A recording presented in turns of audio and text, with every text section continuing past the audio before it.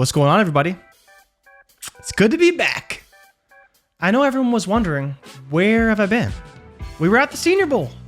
I try to tell you guys, we're at the Senior Bowl, doing a lot of NFL scouting. I know you guys don't always follow all of our content. You're here for the NBA content.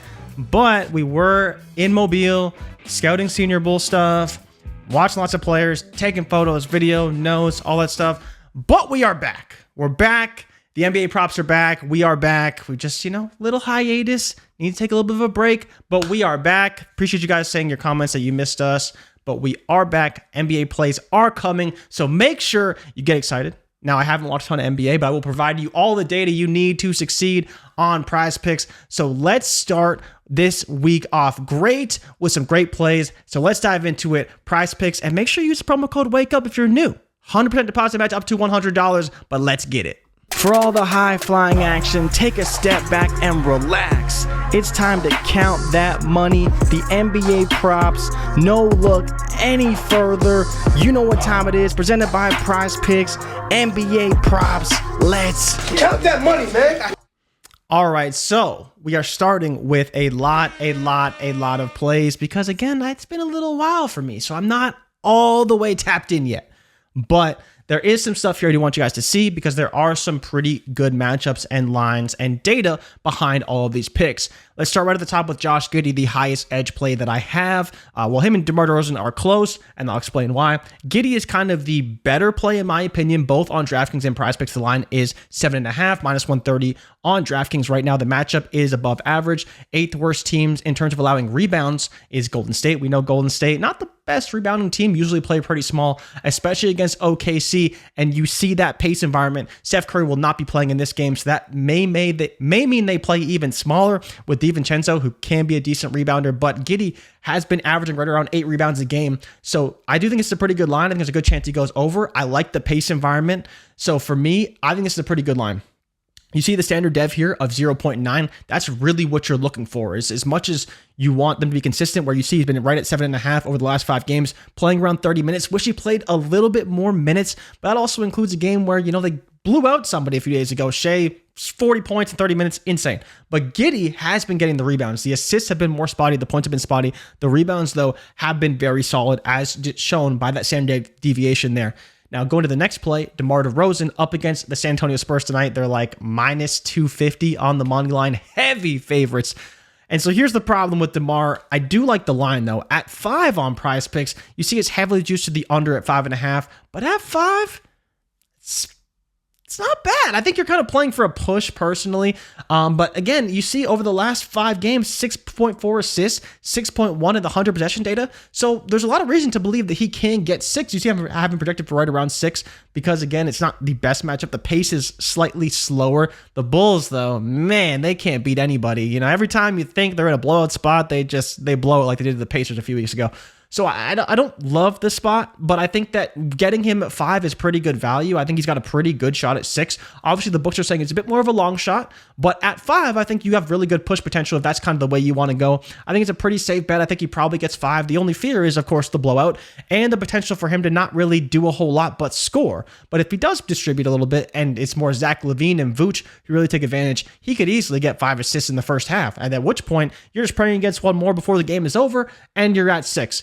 Again, projected for right around 6. Giddey projected for 8.2. These are close, but you see the standard dev only 1.3. So not crazy. Should be anywhere in the range of 4 to 6 for DeMar DeRozan. Now let's talk about Paul George up against Brooklyn tonight. I don't know if Spencer Dinwiddie and Dorian Finney-Smith are going to play in this matchup. If they don't, that is a severely undermanned team in the Brooklyn Nets, and we know they have been god-awful at defending shooting guards against threes. That's why they are 3rd worst in the NBA, allowing 3.6 a game. Paul George, one of the best three-point shooters, maybe not one of the best three-point shooters in the league, but he can shoot threes, and more importantly, he can make 3. That's why he's minus 130 on TK over 2.5.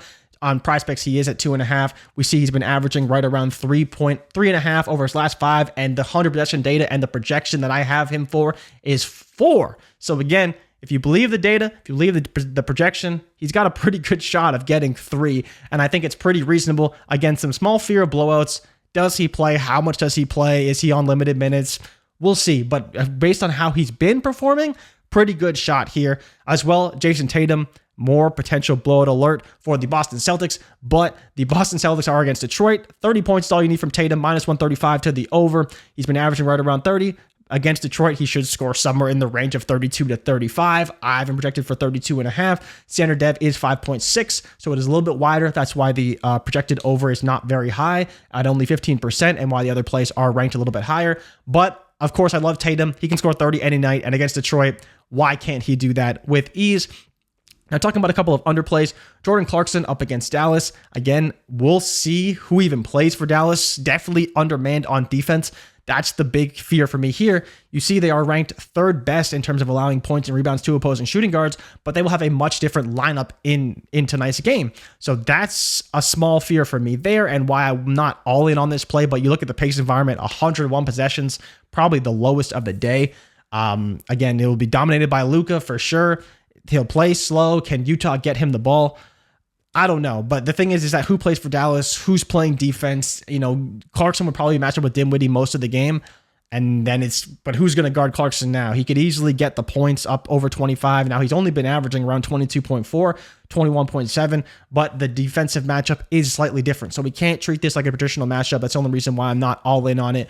But I think the play is pretty good. The line does seem a little high, and it is used to the under on the books, which are reasons to like it already, but not one I'm taking overall. But I think this Wiggins play is interesting. Wiggins will probably have to do more with Steph being out, but overall, he hasn't been playing very well. 19.5 points and assists is baby food for a player like Wiggins. He just hasn't really been doing a ton. He's only averaged 12.2 over his last 5. The 100 possession data says he should get somewhere around 17. We even projected for right around 15. You see the standard dev is around 5, so he does have a pretty wide range of outcomes. But even with that, getting to 20 feels like a lofty expectation for Andrew Wiggins, and that's why we haven't projected for an under. I think this is probably one of the better plays. I think probably Giddey, DeMar for a push. I think Giddey and George, my two favorites. I like the Wiggins under as well. Clarkson is a little sketchy. I like Tatum. And then DeMar, like I mentioned, kind of more of a push potential with upside. I don't know if I would necessarily go under with DeMar, especially at 5. He's got a lot of room to the over if you do want to go over. And at 5, I think it's a better number, obviously, than the 5.5 that DraftKings is laying for us. But that's kind of how I see it. I think that Wiggins is a good play. I do like the Giddey play. I think there's a lot of data there. And of course, shooting guards against Brooklyn is just, it's free money. If they have no one to play in this game. So if Paul George just takes probably 5 or 6 3-pointers, he's probably going to make 3 because he's a pretty good 3-point shooter, and Brooklyn ain't stopping nobody from 3. So with that being said, as always, if you tail, give Prizepicks hell, and if we fail, do not bail. It's good to be back. It's good to be playing some picks over on Prizepicks, and I appreciate you guys for saying you wanted me back. I am back now, and I am happy to be back, and we'll continue this train rolling going forward.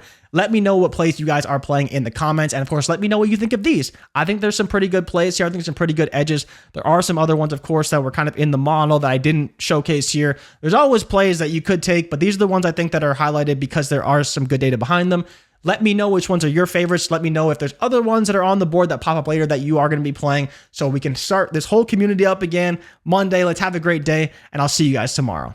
I'm out. Peace.